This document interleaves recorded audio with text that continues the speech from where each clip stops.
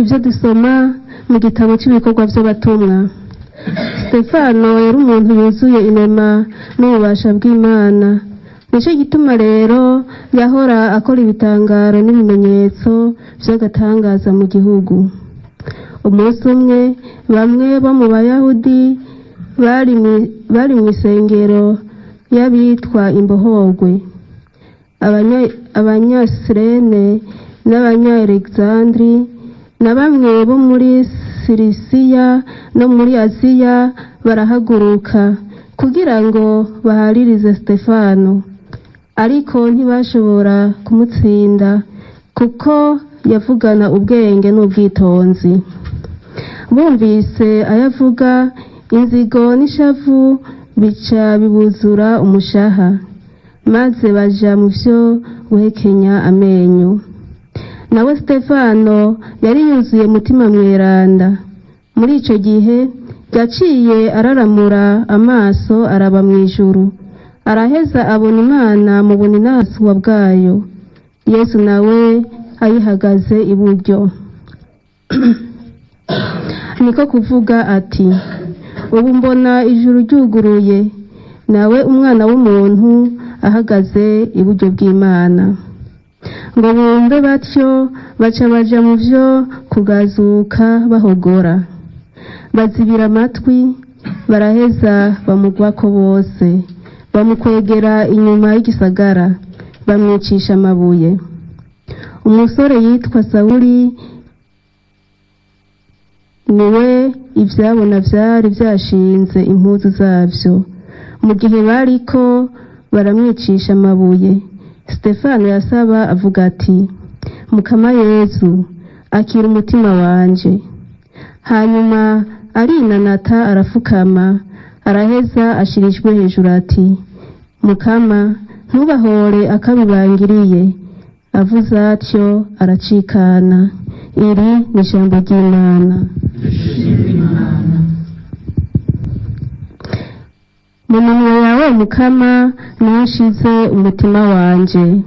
Mu minwe yawe Mukama niho nshize umutima wanje. Urambera ikinja badacako, imbere uruzitiro rutamenwa. Kubera izina ryawe uranje imbere undongore.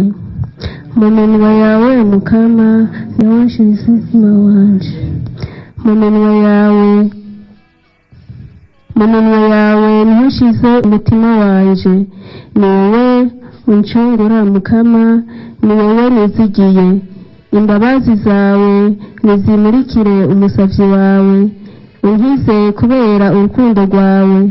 Urampisha aho inyonga zawe zihishije, ukanshira kure y'akagunge k'abantu. Mu minwe yawe Mukama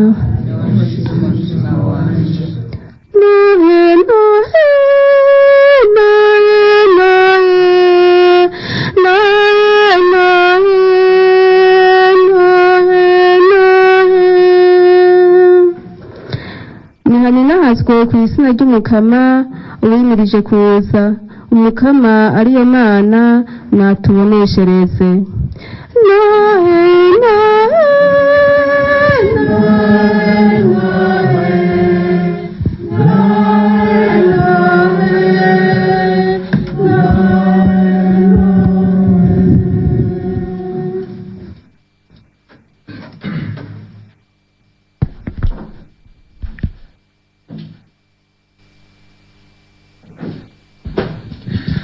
Nimuhorane n'Umukama. Inkuru nziza ya Yezu Kristu nk'uko twayandikiwe na Matayo mweranda. Nahazwa Mukama.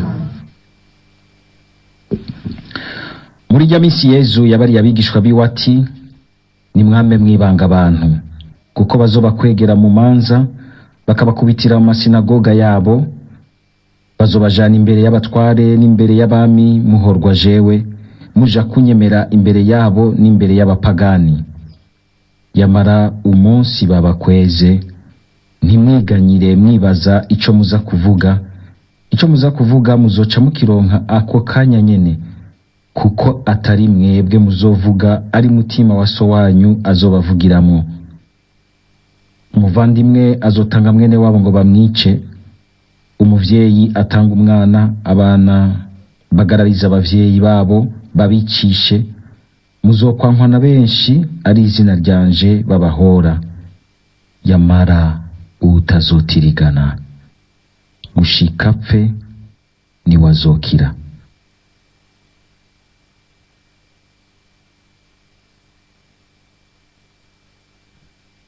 Nitwakirize yompi iyi nkuru nziza ya Kristo.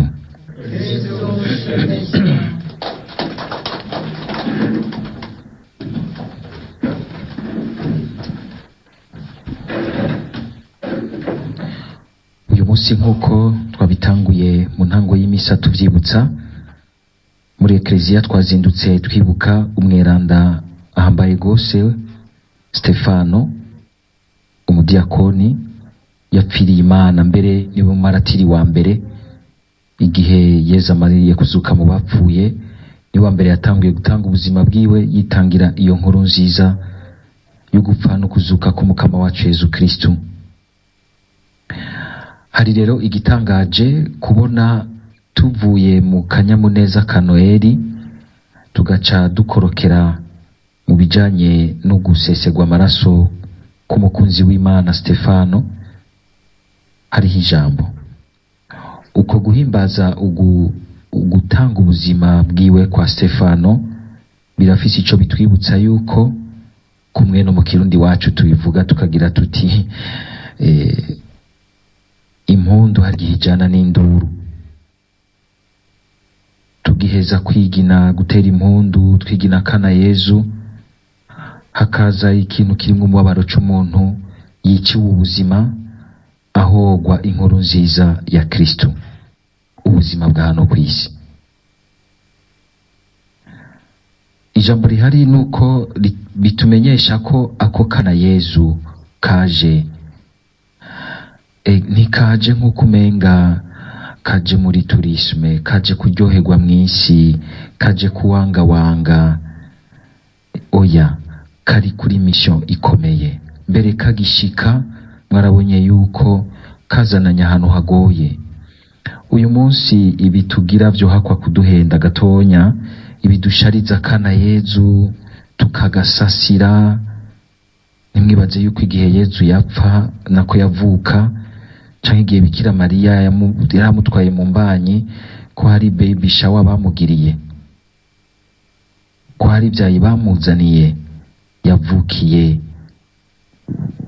mu bwato bw'inka, bamworosa udushambara sutwo baciye bagenda kugura hariya kuri Tedemire twiza.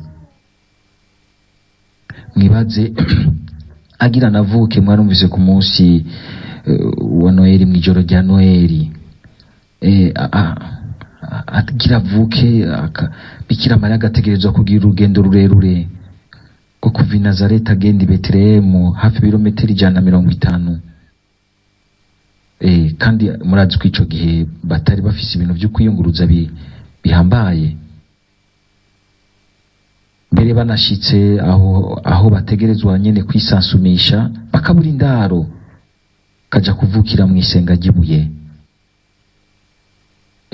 Ibi rero dushariza tugashiraho amatara ya kaka, ntivyigere bitwibagiza yuko uwo mwana w'Imana mukuza ko yashimye mbere guhera kure. Hariya atawoshoka yumva ati Imana yohagerera ariko ashima guhera hariya nyene, nogira ntahantu hababaza, kugira ngo natwe igihe tuba turiko turaca mu buzima bubabaje canke burimwo ivyago, ntidushoke umenga dusubiye inyuma nko mu bwuzure bwa kera, aho ivyago vyose bibonwa nk'uko umenga ni nk'igihano c'Imana. Imana iriko iraguhana, wariye ubumera bw'Imana, hari ivyo wacumuriye Imana. Imana se umukama wacu Yezu Kristo nimeze gutyo, si Imana y'inzigo, si Imana yihora. Oya, ahubwo mbere Yezu akahagereka ijambo akavuga ati no muri ivyo Imana yarabiretse kugira ngo hagaragare uburinazwa bwayo. muri bukabata umwamubaza bati babonye ijya mpumyi ngo mbe niwe yacumuye canke n'abavyeyi biweza, akababwira atoya ivyo vyiyumviro ni mu bivemo. Ivyo vyiyumviro biraca turimwo. Urabona nk'abantu tubona abanyandikiye message, mbe pati ibi bintu biriko biranshikira jewe nacumuriye iki Imana? Biragusubije muri Ancien Testament, urasubiye inyuma hafi nk'imyaka 1000 nirenga. Ahubwo raba imbere hari irindi jambo ridasanzwe Imana yavyanditsemwo mu mwana wayo, yaremeye kuhaca kugira ngo ntubuciyagirize ivyo. Yezu igihe yaramanitswe ku musaraba, ninde yopfu yaciye nikanda yuko muri uyo ari we hamwe Imana yozi cese yovuga iti uyo niwe turi kumwe, mwese mwarahuvye, mwese mwaguye, uyu umwe atambaye n'impuzu mwamanitse niwe turi kumwe, abandi mwese murihenda. Tube twitondera rero igihe tuba turiko turaca mu vyago. Ego biraca ugasanga ari igihe abantu baguye mu vyago kubera ivyo bikwegeye, kubera bube gito bwabo, kubera amagara make, ariko nibivuga ko ari Imana ibiri kwiraguhana. Nakaryo keza ro kugira ngo tutahure yuko ako kana Yezu hafi y'ubwato bw'inka kavukiyemwo harashinze umusaraba, kaje kuri mission ikomeye. Suko menga Imana yacu, Imana irakundiye abababara, abari mu vyago, abari mu vyago kubera ivyago, komengi bakunda kubera ivyo vyago, oya, kuko bari mu vyago irababa hafi gusumvya, kuko irazi neza ko abari mu vyago barayikeneye mbere gusumvya n'abandi bari borohewe bamerewe neza. Irindi jambo rero nuko kandi twotahura neza aya majambo aherekeza uku gupfa kwa Stefano. Burya hariho ivyago n'ivyago. Stefano ivyo ariko aracamwo harimwo irindi jambo rikomeye kandi rihambaye rwose. Twame dusaba kugira ngo Imana itwumvishe ico twaziye muri ubu buzima. Ntiwaje kugihamana, nturiho nk'uburenganuko nk'agaciyaho. Hariho igikorwa gikomeye, mission Imana iri kwirarangura muri ubu buzima muri wewe, kuba yarahisemo kubaho. Hadukangutse ukivyuka ukamenya uti ko Imana yashimye ko mbaho uyu munsi, hariho ikintu ishaka kunkorera kandi ishaka gukorera inosi. Sindayibemo nk'umuntu umenga ashora umutwe nk'uruyuzi, ntiyumva mission, ariko ntiyumva ubutumwa, ariko ntiyumva yava niyaja. Ibi vyashikiye Stefano, umuntu abibonye umenga birababaje, birateye ikigongwe. Uyu muntu arapfuye, aragiye, abandi barasigaye kandi baramuheranye. Oya, hariho gupfa no gupfa, hariho impfu zuzuyemwo iteka rikomeye n'ubuninazwa bw'Imana, kandi bugingo ziba ziriko ziraba ntawe ubica n'ikanda, biza kumenyekana inyuma yaho. Ariko muri uwo ariko aritanga, arazi neza ko atariko arata umwanya, atari ukuzimangana, ahubwo ariko arababara. Ego ajabutse igihe ciwe. Stefano yarajabukije igihe ciwe, aracinjiza ahandi hantu muri ekleziya no mu buzima bwiwe wenyene. Murumvise yuko suri ko arapfa kujya gupfa, tubizi arafisi yaje. Mwumvise ngo araramuye amaso ngo abona Yesu ngo ahagaze iburyo bwa data. Ari antienne imwe mu bisabisho abasaserdoti baherereza ekleziya byitwa compli. Hariho antienne iryoshe gose igira iti avant de mourir tu verras le Christ ton sauveur. Iyo ndagashikire nsaba mukamane aka kantu zukandangurire mbere yuko cikana nkabona umucunguzi wanje ari imbere yanje. Hariho gupfa no gupfa. Uyu uyu nawe nyene imbere yuko acikana kabona umukama ahagaze iburyo bw'Imana amurindiranye igishika. Kuri Stefano rero arajabutse, arigiriye mu buzima budahera, aba bandi ntavyo bashobora kubona, ariko kandi arajabukanye n'igihe ciwe. Hari impfu zanditswe nk'amabanga y'Imana. Stefano niko womenga apfuye haravyutse ikintu kigoye muri ekleziya, uruhamo rukaze, ico twita crise. Abakristu barasanzara, kandi abariko baramwica bibaza bati barashize akaburungu ka nyuma ku nkuru nziza ya Yezu Kristo. Tugire Kristo. Agomba mbwira abantu mwese muriko muranyumviriza, namwebwe muri ngaha, twoye kwibaza yuko guhamba umuntu mwivu ko ari inyishu. Jamais. Ntawe ushobora gukora kuco Imana yakoze ngo yihe ububasha bw'Imana bwo kwica umuntu akamuzika mwivu kubw'imvi iyo ariyo yose,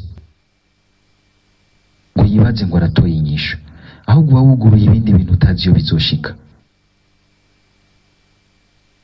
Kandi wawuguruye ibintu ahubwo bizogutera ikibazo, bizogutera ikibazo. Mu kwica Stefano bakibaza bati turashize akaburungu ka nyuma kuri iryo jambo bagoma bavuga uyo mu Yezu yazutse. Ntibari bazi ahubwo ko barihaye ingufu. Baciye basubira mu bakristu barabahama, barasanza. Abakristu barimwo umuntu udashobora kwica. Ngo urashobora kwica inkoko ngo ariko ntiwica ikibitse. Barimwo ijambo ridashobora gupfa, ahubwo bararihaye ingufu. Aba basanzaye ntibasanzaye bagiye nka kujya tumenyereye izindi mpunzi biyugumbira, biririra, bibona nk'aba victime gusa, ahubwo niyo bahungiye babizirikanyemo yuko Imana ibahaye ubutumwa kugira ngo iyo baroye batware iryo zina rikiza, iryo zina rigira neza, iryo zina ribohora, iryo zina rimugurura, iryo zina risubiza ubuzima, ahubwo rica riboneraho gukwira hose. Tugire Kristo. Esi yaba natwebwe muri ekleziya uyu munsi amakriza mwamwe tutoyaheza mu byo tubona biriko birabinyuma, ahubwo tukumva ingene Imana igomba kutujabutsa. Hari igihe gishashi igomba kugurura, aho Imana yagomba kugururira inkuru nziza n'abatari Abayahudi, abapagani. Mwibuke yuko mu majambo akurikira iki gisomwa twasomeye cyo kwa Stefano, harano batubwira ngo mu bikorwa by'abatumwa Luka akatubwira ngo Sauli niho yarari, ngo yaracungiye impuzu abariko barica Stefano. Mwumvise iki gisabisho Stefano agize ati urabaharira ntuzubahora ivyo bangiriye. Womenga ni Yesu nyene kwa gupfa kwe ku musaraba ngo bagirira ikigongwe ntibazi ico bakora. Igisabisho ca Yesu kikamanukamwo, kandi nico cahavuye gikiza na Paulo. Yarakiri Sauli, niko kumbure Stefano nawe nyene mu gupfa kwiwe ntiyumva yuko ngaho arimwo umuntu azovamwo kubera amaraso yiwe yemeye gusangira n'amaraso ya Yezu Kristo, ko hazovamwo umuntu akomeye azogira ivyiza vyinshi, azogira ivyiza vyinshi, nawe nyene bizoja kuri konte yiwe. Akagira ati hamwe Imana ivuga iti wowe mu gutanga amaraso hari inzira watoboreye abantu benshi b'intara nyinshi gushikana twebwe uyu munsi utazi. Igihe muri mu vyago, igihe muri mu bibaremereye, igihe muri mu bintu bibabaza kubw'izina ry'umukama, saba Imana ikumvisha ibanga rinyegejwemo. Abirandamwe mbere akagira ati iyaba twotahuye neza rimwe ibintu bigoye ducamwo, mission Imana ibifisemo, twebwe nyene two kwisabiye Imana ikatwongerereza ukubabara. Ariko Imana ntikunda bababara, mugabo iraza muri uko kubabara ikamara amaza shetani ikakuninaharizamwo. Murumva yuko rero urupfu rwa Stefano si urupfu rusanzwe, ni urupfu rurimwo mission ya Kristo. Dusabe natwe kugira ngo ivyo ducamwo vyose vyo kubabara bihinduke aho tureka Yezu akaturanguramwo ubundi butumwa dusangiye nawe.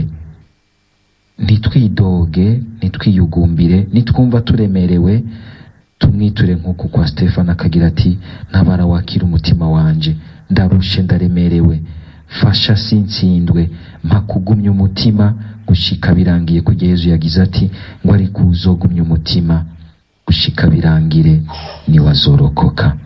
Ndabipfurije kugumya umutima gushika ku mwanya wa nyuma. Amen.